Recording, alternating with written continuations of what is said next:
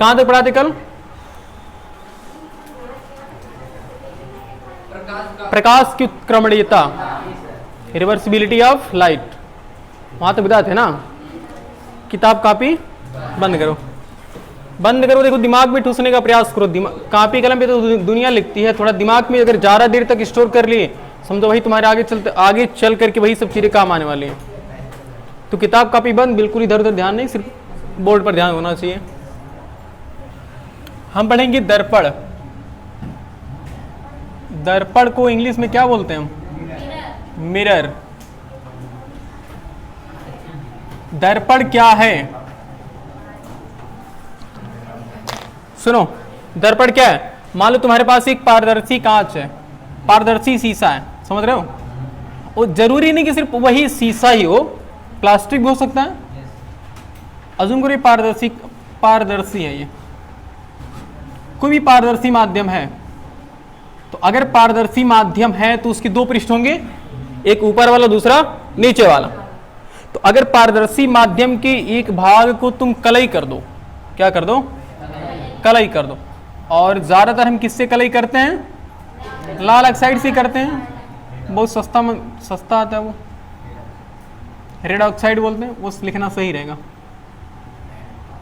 Red oxide. तो अगर हम जब कलई करते हैं तब ये जो पारदर्शी माध्यम होता है एक्चुअल में क्या बन जाता है? तो पारदर्शी माध्यम पर अगर हम कलई कर दिए तो वो क्या बन जाएगा?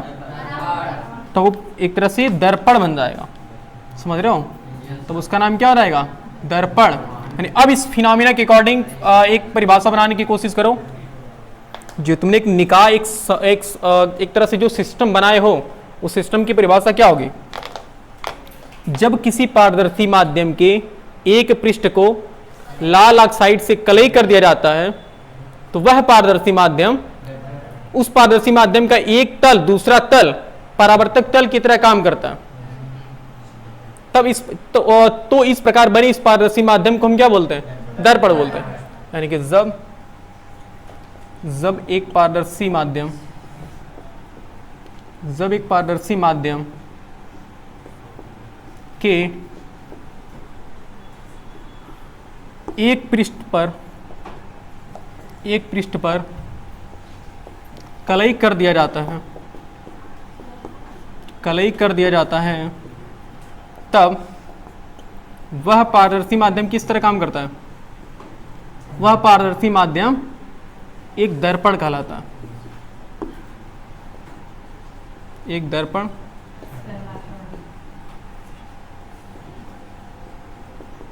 कहलाता है। सोच पा रहे हो? जब एक पारदर्शी माध्यम के एक पृष्ठ पर कलई कर दी जाती है तो वह पारदर्शी माध्यम एक दर्पण कहलाता है। अब यह पारदर्शी माध्यम दो प्रकार का होता है। पारदर्शी माध्यम दो प्रकार का होने की वजह से दर्पण को हम दो भागों में बांटते हैं। दर्पण को यानी मिरर को दो भागों में बांटते हैं। यानी कि मिरर हैज टू टाइप्स। कौन कौन? अरे वाह, याद है। समतल दर्पण और गोलीय दर्पण। किताब कापी नहीं खुला होना चाहिए किसी का। समतल दर्पण को हम क्या बोलते हैं इंग्लिश में? प्लेन मिरर बोलते हैं। और गोली दर्पण को क्या बोलते हैं? Spherical mirror. समझ पा रहे हो? समतल दर्पण को हम क्या बोलते हैं?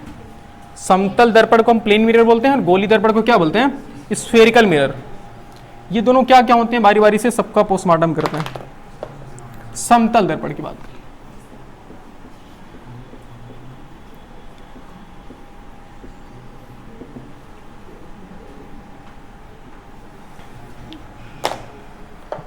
समतल दर्पण किसे कहते कोई बताना चाहेगा? समतल दर्पण का अगर हम एक फिगर बनाना चाहे ना तो बिल्कुल ऐसे होता है, एकदम सीधा होता है, ऐसे ये होता है ऐसे, बिल्कुल। यानी वह दर्पण जिसका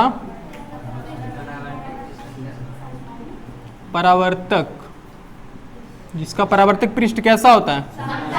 समतल। समतल मतलब क्या? बिल्कुल प्लेन होना चाहिए ना। समतल होता है, कौन सा समतल दर्पण कहलाता है?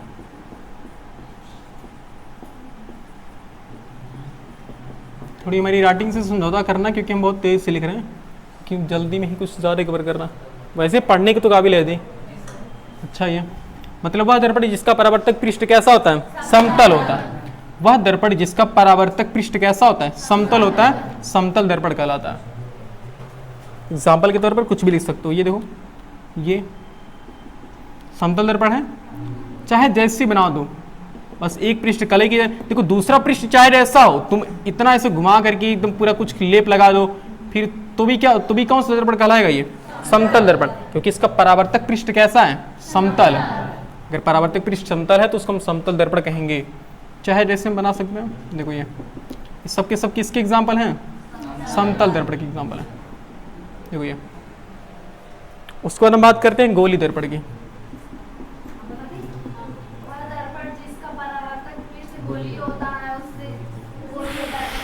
Okay, spherical mirror. अच्छा, मैं वक्राकार कह दूं तो कोई गलत बात होगी क्या? वक्राकार होता है, मतलब वही बात है कुल मिला जुला करके। चलो हम वही लिखते हैं जो तुम जानते हो, यानी कि वह दर्पण। अच्छा, ठीक ठीक ठीक। अब जानते हो चावल सफ़ेद होता तो चावल दूसरा चावल थोड़ी बताएंगे, चावल काला थोड़ी बताएंगे, मतलब चावल काला होता है। नहीं, चलो मतलब हाँ सही बता रहे। देखो गोली दर्पण किसे कहते हैं? वह दर्पण जिसका परावर्तक पृष्ठ, जिसका परावर्तक पृष्ठ कैसा होता है? परावर्तक पृष्ठ वक्राकार कह सकते हो, या फिर ब्रैकेट में लिख लो गोली होता है। उसे कौन सा दर्पण कहते हैं? उसे गोली दर्पण कहते हैं। बातें नहीं, यहां देखो। अब ये गोली दर्पण भी दो प्रकार के होते हैं। एक कौन कौन होते हैं? अच्छा देखो, ये कैसे कैसे बनता है। ये गोली दर्पण ऐसे भी बनता है, ऐसे बनता है, चाहे जैसे बना दो। ये बस देखो वक्राकार होना चाहिए इसका, चाहे बस एक तल कैसा होना चाहिए? वक्राकार होना चाहिए, चाहे ऊपर कली कर दो चाहे तुम नीचे कली कर दो। ये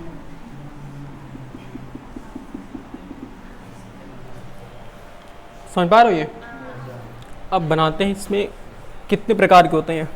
इसमें अब तक अभी कोई लॉजिक नहीं आ रहा, क्योंकि अभी इमेज फॉर्मेशन जब यानी कि प्रतिबिंब का बनना बताएंगे तो वहाँ चीज़ें समझ में आएंगे। इसमें भी अगर बात करें तो गोली दर्पण दो प्रकार के होते हैं। गोली दर्पण दो प्रकार के कौन कौन होते हैं? एक अवतल दर्पण होता है, दूसरा कौन सा होता है? उत्तल। अवतल दर्पण और उत्तल दर्पण। ओके, अवतल दर्पण को जानते हैं इंग्लिश में क्या बोलते हैं? कॉन्वेक्स, कॉनकेव बोलते हैं, कॉनकेव मिरर। और इसको हम क्या बोलते हैं? Convex mirror. इसको याद रखने का तरीका जानते हो क्या है ना? ये देखो, अवतल बड़ा है कि उत्तल बड़ा है? अवतल, तो जिसका नाम बड़ा है वो भी इसको उसकी स्पेलिंग बड़ी है, जो छोटा है उसकी स्पेलिंग छोटी है। भाई कॉनकेव और कॉन्वेक्स में कौन छोटा है? कॉन्वेक्स छोटा है ना। देखो उत्तल कॉन्वेक्स, अवतल कॉनकेव। अब यहां अगर बात करें इन दोनों को हम अलग कर दें, एक अलग करके मतलब ऐसे, पहले एक के बारे में पढ़ते हैं। पहला क्या हमारे पास? अवतल दर्पण। अवतल दर्पण किसे कहते हैं? क्या बताना चाहेगा?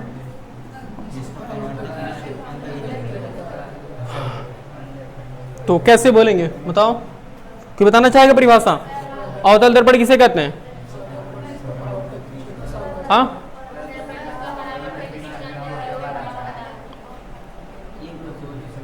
वह दर्पण जिसके उभरे हुए तल पर कलई की जाती है तथा दबे हुए तल से परावर्तन होता है, उसे अवतल दर्पण बोलते हैं।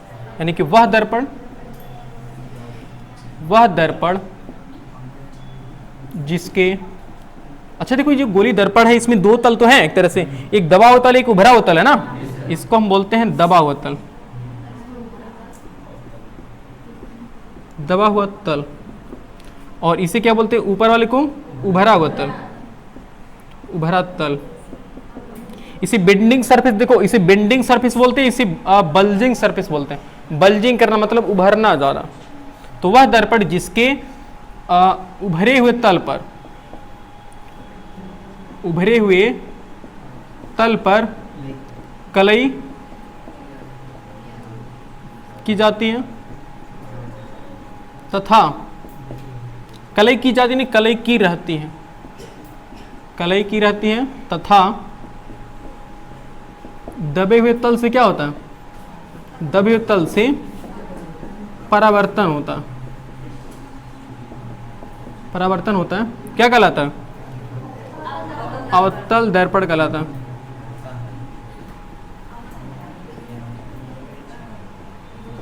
देखो क्या लिखा हमने कि वह दर्पण, देखो वह दर्पण जिसके उभरी हुए तल पर क्या होती है, उभरी हुए तल पर कलई होती है तथा दबे हुए तल पर क्या होती है, दबे हुए तल से परावर्तन होता है, उसे हम कौन सा दर्पण कहते हैं, अवतल दर्पण। यानी अगर में कैसे बनाते हैं, देखो तो इसमें उभरा वाला तल ये वाला ना, और ये कौन सा तल, मतलब दाहिने वाला तल कैसा तल है, उभरा हुआ तल ना, और बाएं वाला तल कैसा है, दबा हुआ तल है ना ये। तो कह रहा कि वह दर्पण जिसके उभरे हुए तल पर क्या हो, कलई, यानी कि उभरे हुए तल पर हम कलई करेंगे और दबे हुए तल से क्या होता है, परावर्तन होता है। भी चाहे जैसे बन सकता है, अगर तुम ऐसे बनाते हैं तो इसका ये नीचे ऊपर वाला भाग कौन सा है, दबा हुआ तल है, और नीचे वाला पार्ट कैसा है, इसका भाग कैसा है, उभरा हुआ तल। तो इसके उभरे हुए तल पर क्या की जाएगी, कलई।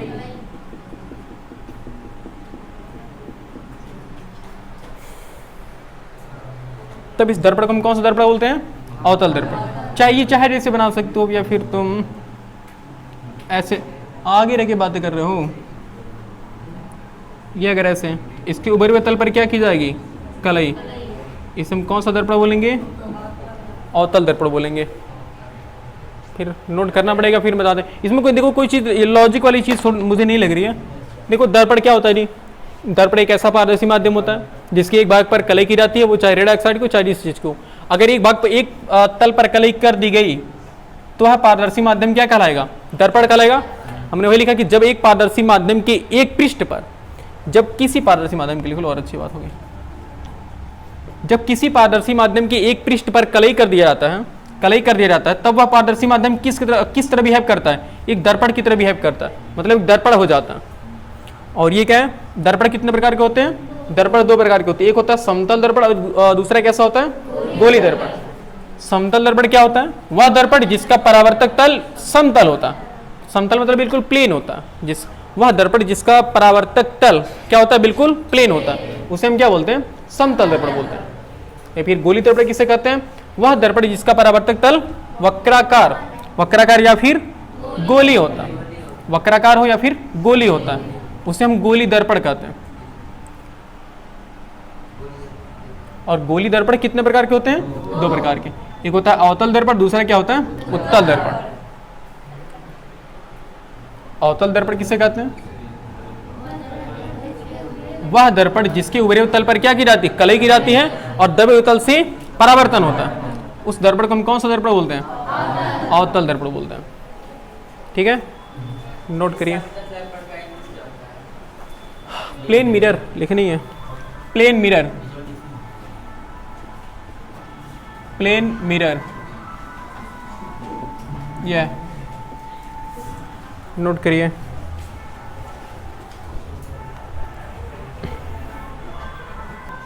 अच्छा जानते हो गोली दर्पण बना कैसे जाता है,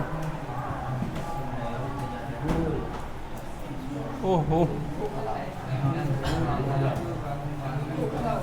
गोलीय दर्पण। देखो गोली दर्पण जानते क्या होता है, एक पारदर्शी गोला होता है,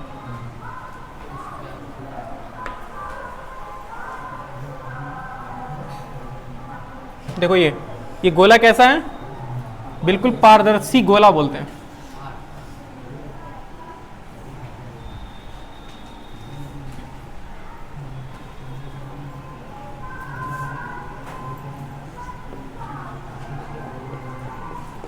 पारदर्शी खोखला गोला होता है, याद कर लो।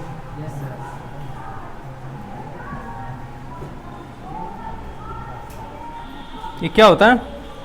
पारदर्शी खोखला गोला होता है। इस पारदर्शी खोखले गोले को ना इतना भाग काट करके अलग कर लिया जाता है। इतना भाग सोचो अगर हम काट देंगे तो कैसे बन जाएगा? ये बिल्कुल ऐसे हो जाएगा ना। तो अब ये वक्राकार हो गया इतना पार्ट। इतना पार्ट करने के अलग करने के बाद फिर इस पर क्या करते हैं? इसका हम एक भाग पर कलई करते हैं। डिपेंड करता है हमारे ऊपर कि हम किस पर कलई करते हैं। अगर हम उभरे हुए तल पर कलई कर देंगे तब तो क्या हो जाएगा? वो अवतल हो जाएगा। ओके, ये होता है। फिर मतलब ऐसे काट करके ना फिर इस पर हम कलई करना शुरू कर देते हैं। और जब कलई कर देते हैं तो क्या बन जाता है? ये दर्पण बन जाता है ना। मतलब ऐसे गोली दर्पण बनाया जाता है। गोली दर्पण बनाने के लिए सबसे पहले क्या होता है? एक पारदर्शी खोखला गोला होता है। पारदर्शी खोखले गोले को हम काट करके निकाल लेते हैं। फिर निकाल करके एक भाग पर क्या करते हैं? कलई कर देते हैं। तो ये बन जाता है हमारा गोली दर्पण बन जाता है।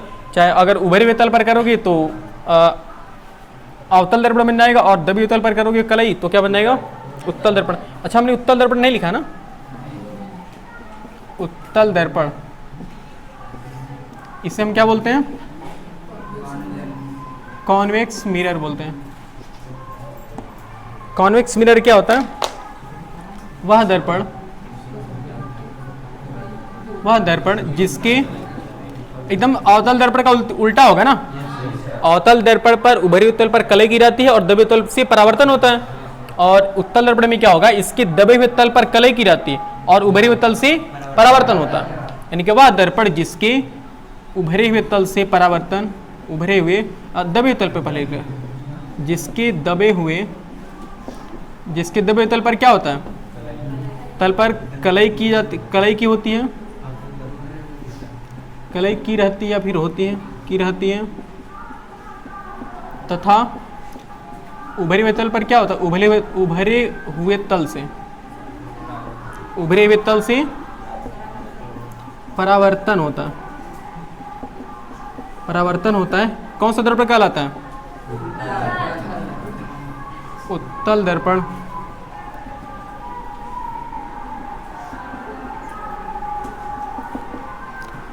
देखो सुनो, वह दर्पण जिसकी दबे हुए तल पर क्या होती है? दबे हुए तल पर कलई की रहती है तथा उभरी हुए तल से परावर्तन होता है। कौन सा दर्पण कहलाता है? उत्तल दर्पण। देख लो, ये हमारे पास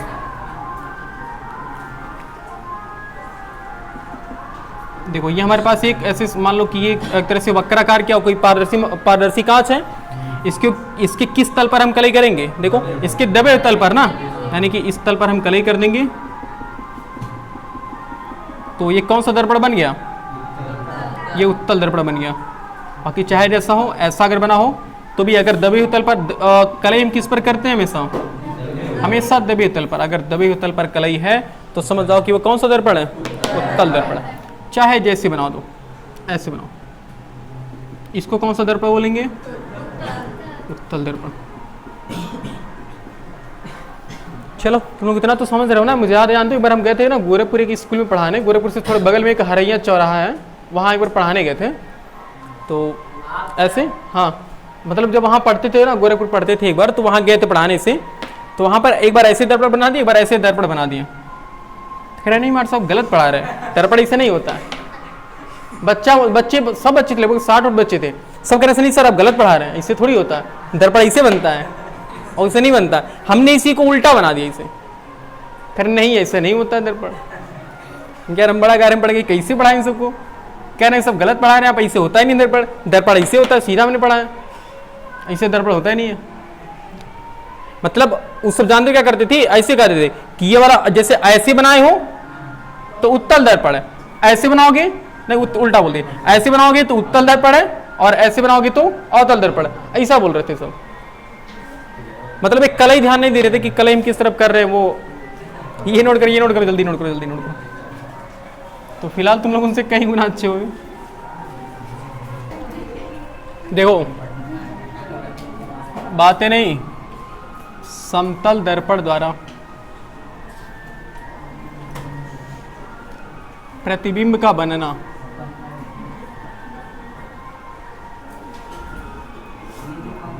मिस्टर अखिलेश, तुम्हारी आवाज़ें यहाँ तक आ रही हैं?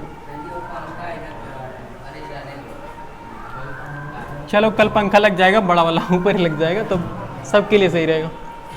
देखो, समतल दर्पण द्वारा प्रतिबिंब का बनना, यानी कि इसे बोलते हैं इमेज फॉर्मेशन भाई, image formation by plane mirror. देखो हम तुम्हें यहाँ प्रतिबिंब क्या होता है थोड़ा आगे बताएंगे, समझ रहे हो? अच्छा बस तुमने बताया था कि वस्तु क्या होती है, उस मतलब स्टार्टिंग बताए थे ना पहले दिन। हाँ बताते थे। देखो यहाँ तुम्हें प्रतिबिंब ना थोड़ी देर बाद बताएंगे, क्योंकि पहले प्रतिबिंब को एक्चुअल में देख लो कि क्या होता है, कैसे बनता है। तो स्टार्टिंग बता देंगे ना तो कंफ्यूज रहते हो कि परिभाषा अच्छे से क्लियर नहीं हो पाती है। उसके बाद जब एकदम लास्ट बताएंगे ना तो लास्ट में तुम अपने आप ऑटोमेटिक परिभाषा बना सकते हो। देखो समतल दर्पण द्वारा हमें प्रतिबिंब का बनना सीखना है। ये कौन सा दर्पण है? समतल दर्पण। और ये क्या है? ग्राउंड है। धरातल ऐसे कर लो, कहीं पर तो रखेंगे भाई, ऑब्जेक्ट मिरर है तो कहीं पर तो रखोगे या फिर टांग दोगे, कुछ भी करोगे। जो तुम खड़े रहोगे अभी तो कहीं खड़े ही रहोगे ना। ओके देखो ये कोई एक वस्तु है, याद अगर होगा तो बताओ वस्तु की ऊंचाई को हम किससे प्रदर्शित करते हैं? वस्तु की ऊंचाई को ओ डैश से प्रदर्शित करते हैं। ओ से होता है ऑब्जेक्ट, इस वजह से ओ डैश से प्रदर्शित करते हैं। तो किसी भी वस्तु का प्रतिबिंब बनने के लिए कम से कम कितने किरणों की आवश्यकता होती है? 2 किरणों की, कम से कम 2 किरण तो होने चाहिए। देखो एक किरण हम लेते हैं प्रिंसिपल ऐसे बिल्कुल एकदम इस धरातल के बिल्कुल समांतर ऐसे लेते हैं। तो अब यहां पर परावर्तन, अगर परावर्तन के नियम काम करेगा कि नहीं करेगा? बिल्कुल करेगा। तो यहां पर बताओ समतल अगर तल बनाओगे तो तल बिल्कुल सीधा होगा ना, तल बिल्कुल सीधा होगा। और अभिलंब कहां बनेगा? अभिलंब बिल्कुल सीधा बनेगा ना। यानी आपतन कोण कितना है बताओगे? आपतन कोण 0 है। सोचो भाई अभिलंब ऐसे बना, सुनो ये अभिलंब बना है, जो आपतित किरण बिल्कुल अभिलंब पर ही गई है, तो कोण कितना बना जी? कुछ नहीं बना भाई। 0 अंश का कोण क्या होता है? एक ऐसी रेखा बनाओ, दूसरी रेखा भी इसी के ऊपर ऐसे साट दो, तो कोण कितना बना? 0 अंश बनेगा। कहोगे सर हमने तो 180 पढ़ा है, 180 भी तो कुछ ऐसा दिखता है ना, लेकिन एक्चुअल में इसमें कितनी रेखाखंड है? इसमें बोलो, इसमें 2 रेखाखंड है, 2 रेखाखंड है इसमें, याद रखना। अगर 2 रेखाखंड होगी तो समझ जाओ कि वो क्या है। तब अगर 2 रेखाखंड एक दूसरे के ऊपर ही चले गई तब हम यहां पर कितने अंश का कोण कहेंगे? 0 अंश का, 0 अंश का। अगर एक रेखा ऐसी है और दूसरी रेखा ऐसे इस पर रखो और ऐसे घुमा करके, ऐसे घुमाते हुए ऐसे ऐसे पूरा एकदम यहां एकदम सीधा कर दो, यानी कि एक पहली रेखा यह है और दूसरी रेखा ये है, तब इन 2 रेखाओं के बीच का कोण कितना बना? ये कोण 180 अंश होता है, याद रखना। ये 0 कोण है और ये कितने, ये कौन सा कोण है? 180। ओ ए बी। देखो हाँ ये समझ गया ना कि 0 अंश की कोण और 180 अंश के कोण में क्या फर्क है? 0 अंश का कोण क्या होता है? एक होता है फिर उसी के ऊपर चला जाता है। अब यहाँ देखो तो यहाँ ऐसे ये नॉर्मल अभिलंब बना था, ऐसे आपतित किरण बिल्कुल एकदम सीधे चली गई, तो आपतन कोण कितना हुआ? तो हमने पढ़ा परावर्तन के नियम क्या होता है कि आपतन कोण परावर्तन कोण के बराबर होता है। तो अगर आपतन कोण 0 तो परावर्तन कोण कितना होगा? इसी वजह से जो आपतित किरण ऐसे गई ना, फिर परावर्तित होकर के बिल्कुल उसी रास्ते से वापस लौट आती है, ऐसे जिस रास्ते से गई थी उसी रास्ते से वापस लौट आई। ओके अच्छा, अगर इसको हम ऐसे मान ले कि थोड़ा सा इसको आगे बढ़ाते हैं, क्या संभव है कि ये ऐसे आगे निकल लगी रेखा, ये किरण ऐसे आगे निकल लगी इस दर्पण को पार करके आगे निकल जाएगी? नहीं, बस एक हम एक कल्पना करते हैं, इसे कल्पना कर रहे हैं इसे। और एक प्रकाश की किरण इसके बिल्कुल तल से लेकर जाते हैं, ये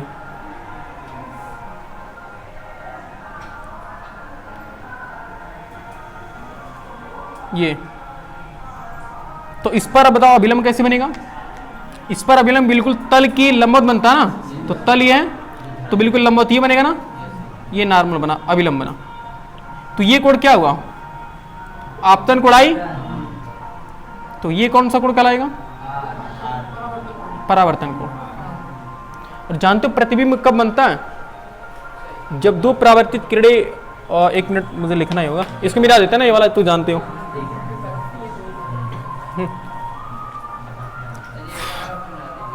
अरे बिल्कुल समझा ही तो रहे हैं अभी, कहाँ एक बार और। ये ऐसे आ रही है। अब अगर सोचो इसको थोड़ा से पीछे से बढ़ाओ तो देखो, तो यहां ऐसे तुम्हें लगेगा ना कि यहां पर एक किरणें मिल रही हैं एक्चुअल में। तो यहीं पर इसका जान तो कैसा प्रतिबिंब बनता है, यहीं पर इसका आभासी प्रतिबिंब बनता है। ऐसे आभासी प्रतिबिंब को हम डॉट डॉट लाइन से प्रदर्शित करते हैं ये, और प्रतिबिंब को हम आई आई डैश से प्रदर्शित करते हैं। समझ रहे हो? लेकिन एक्चुअली भी थोड़ा सा टेढ़ा से ऊपर चला गया ना। रुक जाओ,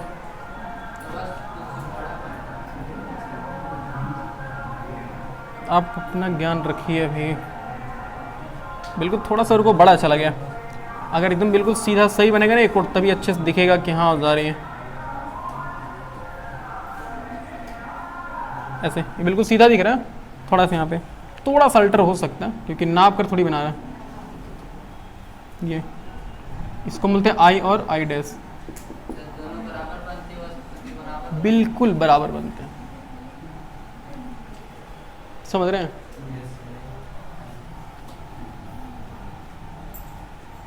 ये देखो, पहली सबसे पहले हमने क्या किया, हमने इस किसी दर्पण के सामने किसी वस्तु को रखा है, वस्तु से कितनी किरणें निकली हैं? 2 किरणें।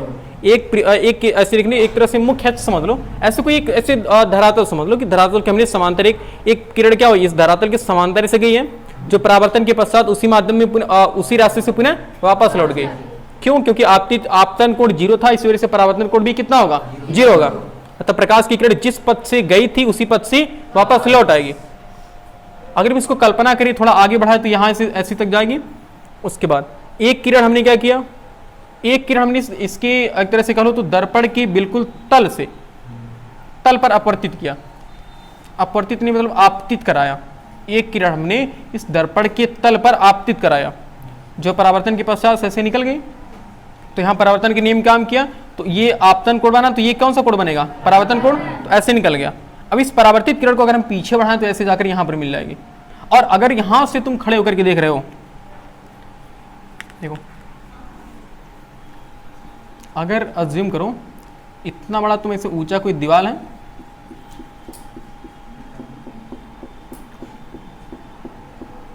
दीवार है, इसके ऊपर तुम खड़े होकर बिल्कुल यहां से देखोगे, अगर यहां से देखोगे ना तो तुम्हें ऐसा लगेगा, यहां से अगर देख रहे हो ना तो तुम्हें ऐसा लगेगा कि ये प्रकाश की किरणें बिल्कुल यहीं पर मिल रही हैं, जो यहां से इस किरणें आ रही हैं वो परावर्तित होकर के इसी पर मिल रही हैं। लेकिन एक बात बताओ, क्या तुम यहां खड़े होकर देख पाओगे? लेकिन एक कल्पना की जाती है कि अगर अज्यूम करो कि एकदम बिल्कुल ऐसे परावर्तित होता, मतलब ये बिल्कुल ऐसे होता है, एक तरह से ट्रांसपेरेंट होता है, यानी कि पारदर्शी होता, तो किरणें तुम्हें यहां से देखो ऐसा लग रहा है कि यहीं से मिल के आ रही है। सोच पा रहे हो? ये तो यहां से अगर नहीं समझ पा रहे हो ना तो ये देखो यहां से, लेकिन यहां इतना छोटा बनेगा ना, मुझे बीच में बनाना चाहिए। यहां अगर सोचो तो बहुत दूर से अगर देखोगे तो ऐसा लगेगा कि किरणें यहां से मिल के आ रही हैं। मतलब जैसे कोई दर्पण में, मान लो कि दर्पण के सामने कोई खड़ा हुआ है, दर्पण से दूर खड़ा व्यक्ति भी तुम्हें देख लेगा दर्पण में ना, तो कैसा देखता है? वो यही देखता है कि इसकी जो किरणें हैं, इसकी जो प्रकाश की किरणें, इसको लगता है जो वहां पर खड़ा होकर, यहाँ मान लो कोई खड़ा होकर देख रहा है, तो उसको जो परावर्तित किरण है ना ऐसे आ रही है। लेकिन एक्चुअली परावर्तित किरणें कहां से आ रही है? इस वस्तु से आ रही है ना। तो वस्तु से निकली थी, दर्पण पर टकराने के बाद ऐसे निकल गई। लेकिन यहां पर जो रहेगा, अब हम जानते हैं कि हमारे आंख से जो किरणें निकलती है एक तरह से वो बिल्कुल सीधा हम देख पाते हैं ना, और हम जानते हैं कि किरण, जो प्रकाश की किरण होती है बिल्कुल सीधी रेखा में चलती है। तो हमको ऐसा आभास होगा, हमको ऐसा लगेगा, यहाँ से अगर देखोगे तो हमको ऐसा लगेगा कि ये किरणें कहां से आ रही हैं? बिल्कुल ऐसे यहां से मिल के आ रही हैं। तो इस वजह से यहाँ प्रतिबिंब बनता है ऐसे। और ये प्रतिबिंब कैसा बनता है? इस प्रतिबिंब को आभासी प्रतिबिंब बोलते हैं, आभासी प्रतिबिंब कहते हैं। मतलब एक ऐसा प्रतिबिंब जो एक्चुअल में बन नहीं रहा, बस हमें आभास हो रहा है कि वो प्रतिबिंब बन रहा है। अगर तुम यहाँ खड़े होकर के इसी को अगर भेज दो कि यहाँ अगर यहाँ से इसे देखोगे ना तो क्या तुम्हें दिखाई देगा ये चीजें? ये प्रतिबिंब बिल्कुल नहीं दिखाई देगा, क्योंकि सिर्फ ये आभास होता है। कुछ क्षण के लिए जब तक खड़े रहोगे तब तक ऐसा आभास होगा कि यहाँ बन रहा है, जैसे हट गया तुरंत ये प्रतिबिंब हट जाता है। और इस प्रतिबिंब की विशेषता बताना चाहें तो प्रतिबिंब की विशेषता क्या होगी कि दर्पण से जितना दूर वस्तु खड़ा होता है, प्रतिबिंब दर्पण से उतनी दूर अंदर बनता है। अगर तुम यहां से 10 मीटर की दूरी पर खड़े हो, 10 मीटर की दूरी पर खड़े हो, तो प्रतिबिंब भी तुम्हारा कितना बनेगा? 10 मीटर की दूरी पर ही बनेगा। और जितना बड़ा ऑब्जेक्ट होता है, वस्तु होता है, समतल दर्पण से उतना ही बड़ा बनता है। अगर ऐसा मान लो कि ये 5 एक तरह से 2 मीटर का है, तो प्रतिबिंब कितना मीटर का बनेगा? 2 मीटर का ही बनेगा।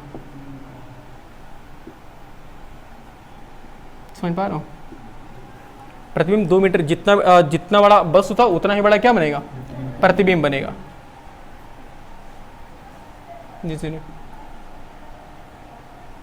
और अगर तुम प्रतिबिंब से इस दर्पण से तुम दर्पण के पास आ रहे हो, अगर तुम दर्पण के पास आ रहे हो तो प्रतिबिंब भी क्या होगा? दर्पण के पास आएगा।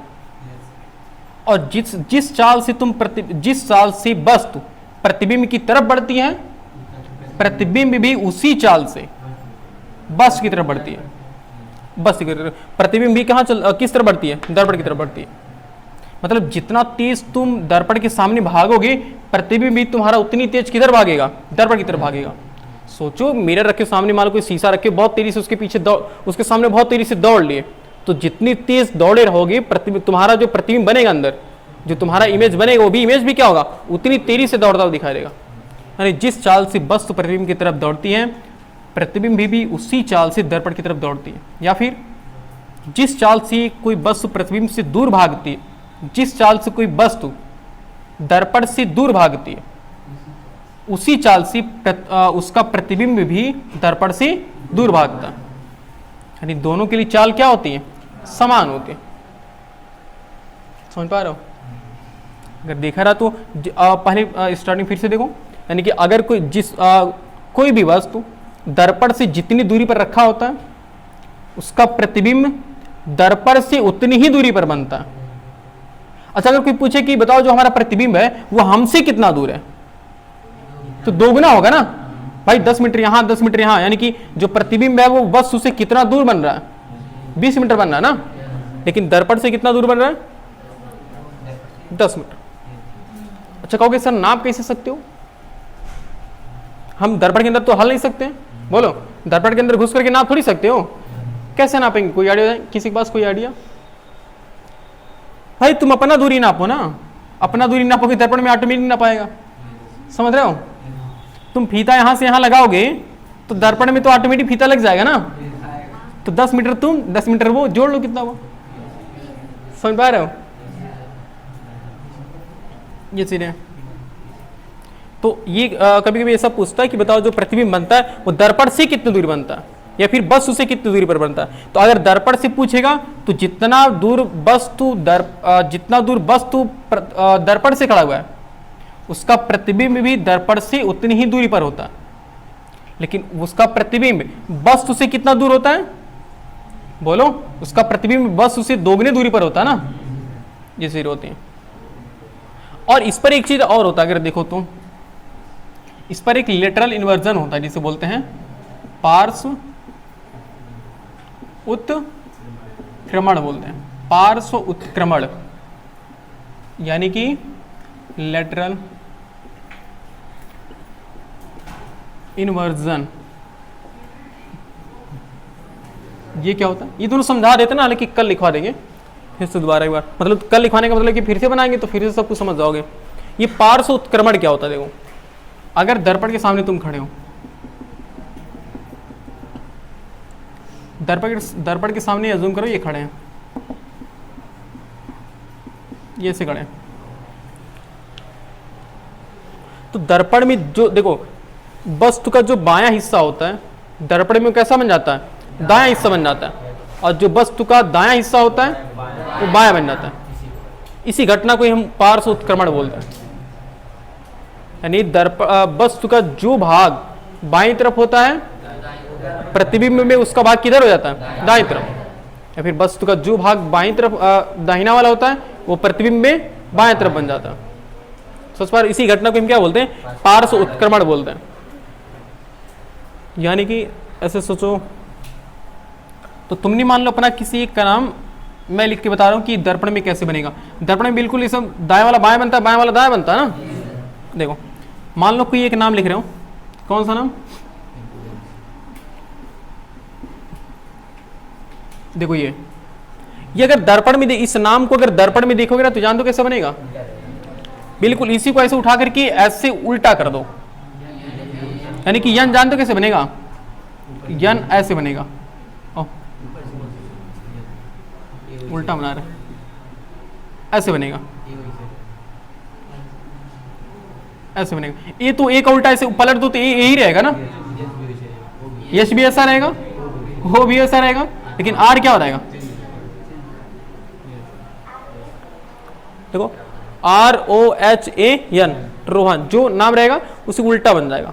ये जानते हो कहाँ पूछता है, ये मतलब पार्श्व उत्क्रमण उसमें पूछता है, रीजनिंग में पूछता है, जब तैयारी करने जो लोग जाते हैं, मतलब छोटे मोटे कंपटीशन में, या फिर जैसे कह लो कि जो नहीं नवोदय का फॉर्म भरते हैं, नवोदय के फॉर्म में भी, या फिर कोई एंट्रेंस एग्जाम दे रहे हो, जैसे जो इलाहाबाद है, BHU है, इन सब में जो एंट्रेंस एग्जाम दोगे ना, मतलब चाहे 11th के लिए या फिर BSc MSc के लिए, BSc MSc के लिए हमें नहीं पता, लेकिन 11th में हम गए थे एग्जाम देने, तो ऐसे उसमें भी पूछता है ये चीज़ें, किसी का भी नाम वो सब छप जाता है उसमें। मान लो कोई एक नाम बोलो, मैं इसको बना दे रहा हूँ उसमें, वो चलो राजकुमार का ही बना देना। देखो आर जानते हो कैसे बनेगा, देखो बस इसी को उठा करके ना इसे पलट दो, सोच लो कैसे बनेगा। इसका जो दायां भाग वो कहाँ बनेगा, बाएं भाग में, और जो बाएं वाला भाग वो कहाँ बनेगा, वो हर एक अक्षर का बनेगा। तो आर ऐसा बनेगा, देखो आर ऐसा बनेगा, ए तो बिल्कुल ऐसा रहेगा, यम भी वैसा रहेगा, देखो यू भी ऐसा रहेगा, और के ऐसा बन जाएगा, देखो समझ पा रहे हो।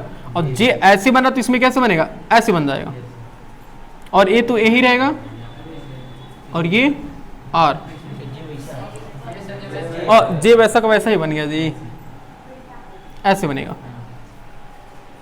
इसी वजह से ना एम्बुलेंस भी देखोगे ना, एम्बुलेंस में ऐसा लिखा रहता है, देखो AMBULANCE